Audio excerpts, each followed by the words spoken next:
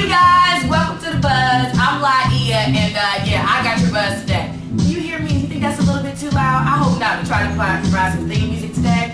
All right, so let's move on, shall we? All right.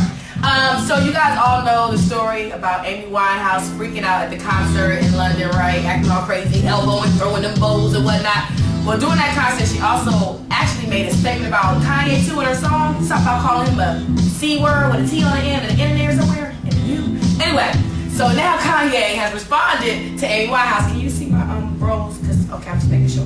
All right, so yeah. And what would comments? I mean, not comment. Kanye said to Amy Winehouse, but he said, "This just in. Amy Winehouse hates me. Now I really made it.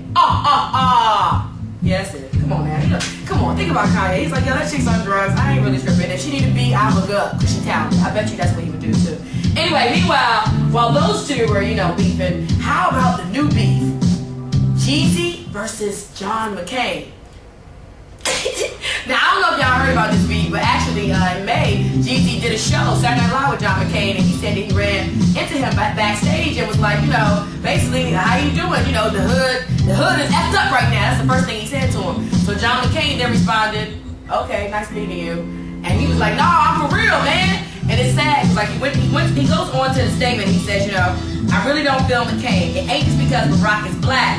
He cannot make change. He says that just like Bush equals recession, he says Barack equals progression. And I really feel that. But I just wonder, I said to Antonio behind the scenes, they should turn that down too. Yeah, he's filming while he's turning down music. He's talented. But I said to Antonio, I said, well, maybe if he would have said the first words out of his mouth, the hood is effed up right now, he might have got a little bit more political conversation. So, but nice to know Jeezy's a supporter of Barack. Let's not let that get out too much. You know what I'm saying? We got an image to uphold. Another story I want to tell you. Oh! So y'all know for the past couple weeks, we've been talking about Charlize and her inappropriateness. Well, Charlize and Will, because they both been inappropriate. And I had my whole theory about how, they shacked it up. And she broke the rules, because, when you shack it up with Will, you're supposed to, not act like it impertinent. This is what I think in my mind, because that's how Will and Jada have such a strong marriage. They just have a little bit of openness to it. I don't fault it, but you got to set the rules. Anyway, so what do you think happened at the LA premiere of Hancock? Because they've been all over Paris and London, naked and whatnot. Well, this time, Will bought reinforcements. Can you get a little close-up on that? Yes. This time, Jada said, oh, no, see, we're bringing the family. And if you go to my blog, Laiya'sWorld.com, you'll see Will's picture with Charlize, and you'll notice the difference in their, bodily chemistry. But look at little Will in her little dress. I also have another theory. Do you think that Trey is going to end up being cute? Because in this picture, it don't look like it. Just a theory. Maybe he's going through that ugly stage. Anyway, you always need to know that Jada ain't never too far behind her.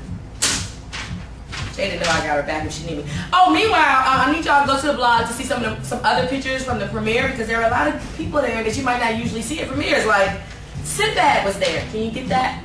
Okay, because I'm going to be going a little faster. There goes, that's Sinbad. He was there. Actually got a nice shot with him and Dwayne Wayans. Also, who was there? Lisa Ray. Because she's trying to get over this whole breakup situation. So I seen she been making her waves in Hollywood. But if you're worried about this picture, don't worry about that. Like I said on the blog, she used to work for him. So that's all right. Plus, I'm sure Lisa Ray is invited to the crib so she can hug Will if she wants to. Okay. Who else is there? Remember Vanessa Williams from Soul Food, a.k.a. Ish? Wasn't it Ish in New Jack City? What was the famous line that she was like, oh man, I'll remember in a minute after the buzz is over probably. Oh, and Tia was there with her husband, or Tamara, I don't know which one is which, but that's the chick from Girlfriends. You got that, Antonio? Okay, so anyway, let's move on.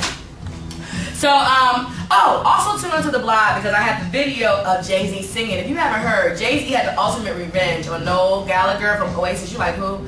Okay, well, everybody who knows a little bit about the grunge rock era and like in the 90s, Oasis was a really big band. And, Jay-Z performed at this London festival, but it's a rock festival, so some people had some issues. And namely, Noel from Oasis, he was like, yo, that's not cool, Jay-Z performs, it's a rock show. So anyway, Jay-Z ended up performing, but when he opens up the show, he opens it up with an Oasis song with a guitar and is actually singing a song. So just log on to the blog so you can see that in person. But I said to myself as I was watching, I was like, I wonder if Jay-Z is trying somehow, because when he belting out some of them tunes, them notes, it sounds like he's taking them seriously, I wouldn't be surprised. Okay, so do we remember this face? We have to remember this face from what, 2 seasons ago? American Idol and Nesby's granddaughter. Be optimistic, you can win.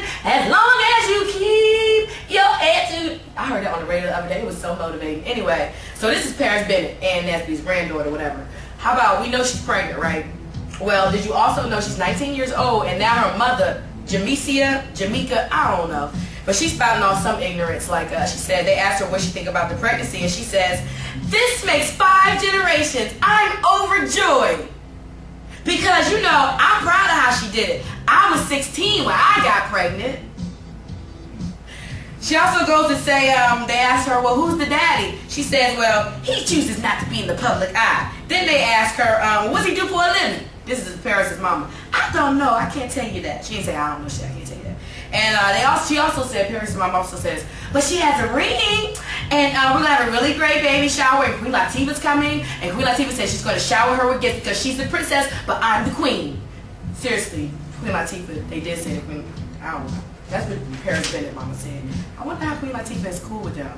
Like, does that go back to like the Sounds of Blackness days? Anyway, let's move on. Something else I want to tell you. Oh, so for all my Eddie Murphy fans, like the ones that feel like they ain't not getting the same Eddie Murphy that they used to get, well, you'll be all right now because Eddie Murphy says he's retiring. I mean, you know, he's retiring from movies. He's made. Do you know Eddie Murphy is 47 years old? He's made 50 movies. That is amazing.